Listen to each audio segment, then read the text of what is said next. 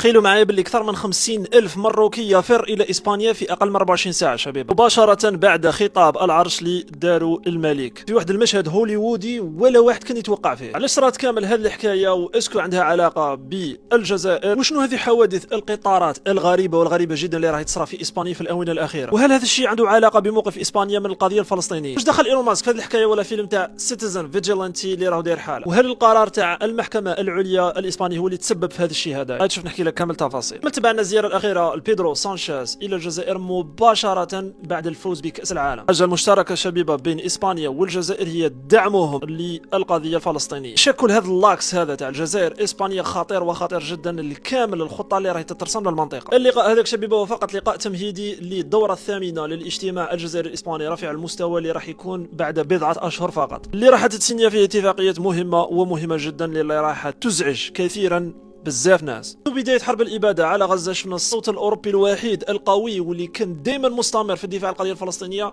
كان صوت تاع إسبانيا اللي ترأسها بيدرو سانشيز. أي نسمعوا هذا الخطاب تاع بيدرو سانشيز واحد من أقوى الخطابات اللي دارهم في الآونة الأخيرة. Esta guerra, que es un inmenso error, no solamente está costando miles de vidas humanas, está costando también millones de desplazados en toda la región de Oriente Medio y billones, con B, billones de euros de pérdidas económicas. Por eso yo le pido a los que iniciaron esta guerra que paren esta guerra y que paren los pies a Netanyahu.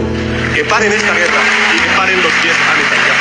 El gobierno de España llevará a Europa la propuesta de que la Unión Europea rompa su acuerdo de asociación con Israel. Y lo vamos a hacer.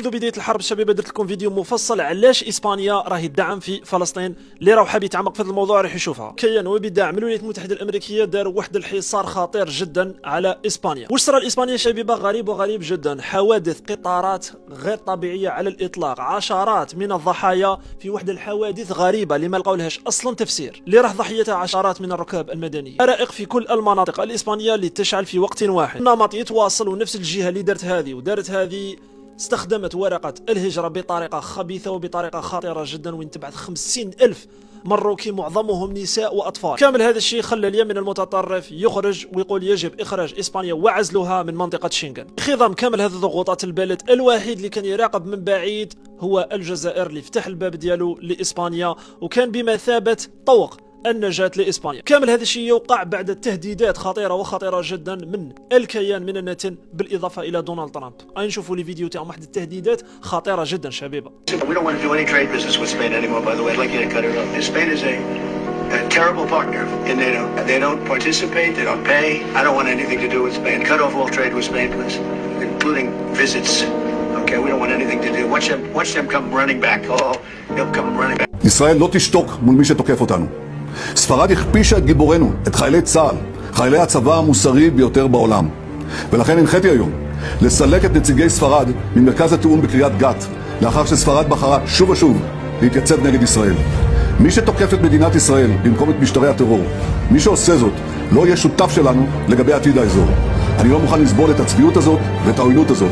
אני לא מתכוון לאפשר לאף מדינה לנהל נגדנו מלחמה מדינית بلي לשלם על כך מחיר מיידי. كما راكم شفتوا شبيبة، نتنياهو يقول باللي إسبانيا سوف تدفع الثمن، وراهو معني على كامل الأحداث اللي صارت، بالإضافة إلى أنه دونالد ترامب في نفس التوجه قال باللي راح نقطعوا كامل العلاقات التجارية مع إسبانيا، وراح كما نقولوا سوف يعود معتذرا. وبما أن الجزائر تتبع ما يسمى بالتموقع الاستراتيجي، الوحيدين اللي فتحوا الباب لإسبانيا هم الجزائر، خاصة في مجال الطاقة شبيبة، على خاطر كي تكون عندك الطاقة وعندك شريك موثوق في مجال الطاقة تكون عندك مساحه، والله كما يسموها اون مارج دو مانوفر، عندك مساحه للمناوره. تقول لي حسام كامل شفنا لي فيديو، شفنا هذاك اللي راه ديما، شفنا مصاغر، شفنا معوقين، ناس معوقين، شفنا بزاف الناس. تقول لي باللي كامل هذوك استخدموا الجنود، والله فيه فعلا فقر واضطهاد داخل في المروك. ماشي انا نجاوبك على هذا السؤال، وانما المراركه اللي فروا من المروك وراحوا جهه اسبانيا. اي نسمعوا واش راهم يقولوا. المغرب ديالنا والو، المغرب ديالنا ما كيحسش ببنادم. السبب مقنعه باش بنادم يغامر بحياته، حق الله العظيم. يعني بنادم باش جات يغامر براسو يلوح راسو في البحر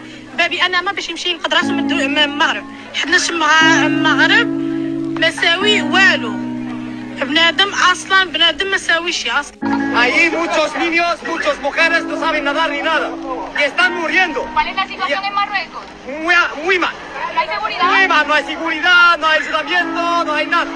No hay médico, no hay nada. يقولوا باللي المروكي ما عندوش قيمه، بزاف ناس عاودوا كلمه انه المروكي ما عندوش قيمه، وهذه الكلمه نابعه من واقع مجتمعي بزاف مرير شباب. على بالكم بلي في المروك كي تروح تخرج شهاده الميلاد كاين شهاده ميلاد نورمال تاع مواطن عادي، وكاين شهاده ميلاد وين تثبت باللي نتايا شريف، معناتها عندك اصلك شريف ولا من عائله شريفه. ولكن في عمق المجتمع المروكي تحس باللي كاين فروقات ولكن طبقات مجتمعيه مختلفه، انه العائله الحاكمه اللي هي العائله الملكيه وهذو العائلات الشريفه والمواطن العادي ما راهمش في نفس الطبقه. وباش تثبت باللي انت من عائله شريفه كاين نقابه اشراف المغرب بالاضافه الى وزاره الاوقاف والشؤون الاسلاميه هي اللي تثبت باللي نتايا انسان شريف، وكان انسان واحد اخر عادي. المهم شباب واش صرا كانت فرصه ذهبيه لليمين المتطرف اللي راهو غير يزيد قوه في اوروبا، وراهم داخلين في واحد الاستراتيجيه خطيره وخطيره جدا ديرتها الولايات المتحده الامريكيه ودايرها الكيان من اجل تقسيم اوروبا اللي تحدثنا عليها في كثير من المرات.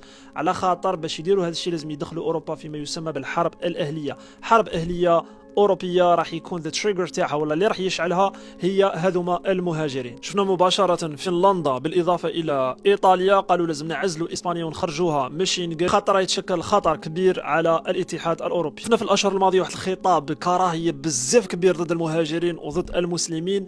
اهم الناس اللي كانوا يديروا في هذا الخطاب هو ايلون ماسك اللي راح حط في الصفحه ديالو واحد الفيلم دار له بزاف بوبليسيتي اللي ممكن تشوفوه شباب، واحد الفيلم بزاف راسيست واسمه سيتيزن فيجيلانتي اللي يتحدث على كيفاش الكراهيه ضد المسلمين. شوفوا هذه واحده من اللقطات تاع الفيلم اللي كنت فريمون نحب ندير لكم عليها فيديو ولكن ما كفانيش الوقت. Are these the values you're teaching your children? I teach him the values from Quran and these values from our family.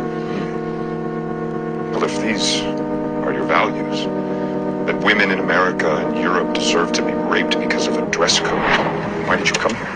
You know that we have civil war in our country and we have a dangerous life. That's why we are here. And I think you know that. Do you know what I think? I don't think it was the good ones that got out of your country. I think it was the bad ones.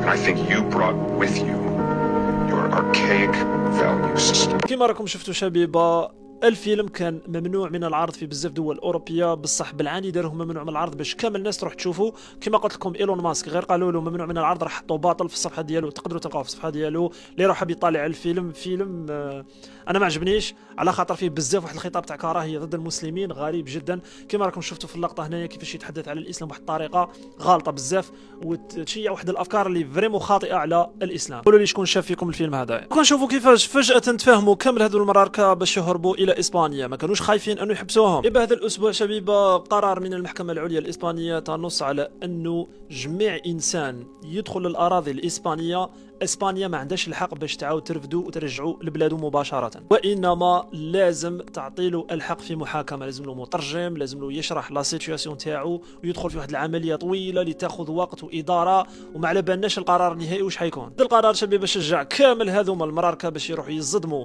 الى اسبانيا على خاطر راح يكون عندهم ممكن حظ انهم اسبانيا راح تسوي لهم الوضعيه ديالهم اذا سجلتهم كلاجئين، ولا ممكن لا سيتوياسيون تاعهم اذا عرفوا يشرحوها ممكن يقعدوا ثميتك في اسبانيا، خاصه شبيبه الاطفال والقصر. وكما راكم شفتوا واحد الصور مؤلمه مهما تكون كي تشوف هذوك الصور الانسانيه تاع النساء والاطفال والشيوخ صادمين بهذيك الطريقه، صور مؤلمه. القصر شبيبه عندهم شونس كبيره انه ممكن يقعدوا ثميتك. رده الفعل الاسبانيه ولا السياسيين الاسبانيين هي انهم كل الاحزاب السياسيه الاسبانيه خرجت وطلبت تدخل ذا ارمي الاخيرثيتو اسبانيول، بمعنى الارمي تاع اسبانيا لازم تتدخل باسكو راهم يشوفوا في هذه اختراق للسياده الاسبانيه. ممكن في الساعات القادمه راح نشوفوا تدخل الجيش. فكره اخرى قويه حبيت نشاركها معكم شباب هي واحد الكتاب اللي يشرح بالضبط واش صرا في هذه الظاهره تاع الهجره اللي اسمه Why Nations Fail، بمعنى لماذا تفشل الامم. هذا الكتاب درسناه في الاقتصاد السياسي اللي عطى واحد المثال بزاف قوي شباب. واحد المدينه بين الحدود الامريكيه المكسيكيه معناتها فيها جزء في امريكا وجزء في المكسيك اللي اسمها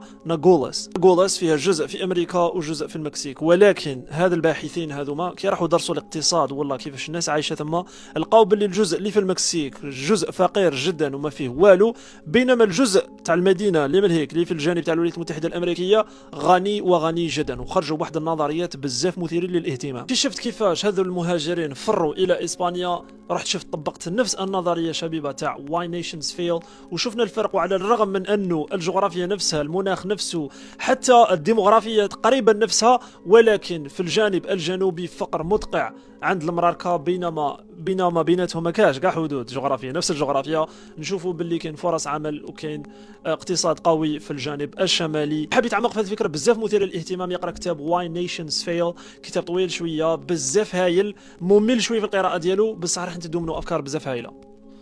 هذا الشيء عطاه فرصة كبيرة بزاف لليمين للمتطرف باش يسوق للافكار ديالو، واكبرها هي لو غون رومبلاسمون اللي تحدثنا عليه في كثير من المرات. نشوفوا في الاشهر القادمة سوفرونس كبيرة لخوتنا المهاجرين في اوروبا اللي مساكن ما عندهم حتى سبب في شاو صاري، ولكن راح تكون سوفرونس كبيرة شباب. استخدام ورقة المهاجرين هي واحدة من اقوى الاوراق اللي ممكن تستخدمها دولة ضد دولة اخرى، ولكن اذا عرفوا كيفاش يستخدموها واذا نجحوا في استخدامها. ولكن واش صرا مع المروك هي انه فاشلة فشلا ذريعا في استخدام هذه الورقه، وراح باك فاير، بمعنى راح تضرب عكس واش كانوا مخطين ليه. شفنا في الاشهر الاخيره باللي نظام المخزن دار بزاف تنازلات شبيبه، بزاف تنازلات على السياده ديالو من اجل مشاريع لحظيه، من اجل اهداف لحظيه، ما راهيش اهداف بعيده المدى. وهذا الشيء كامل يعتبر وكانه دي سيمبتوم على الانهيار، خاطر طوال التاريخ جامي كانت التنازلات دليل على القوه، وانما دليل على الضعف. اي تنازلات شبيبه؟ تنازلات للكيان، ورانا نشوفوا بلي كاين تصدع كبير في نظام المخزن. نقول لكم شبيبه واش رايكم في واش صرا مؤخرا لاسبانيا، خاصه من حرائق الى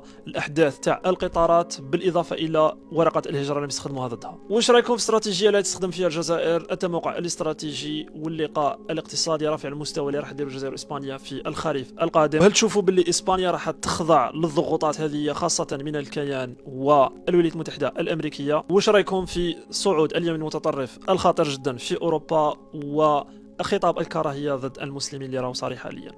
بيس اوت.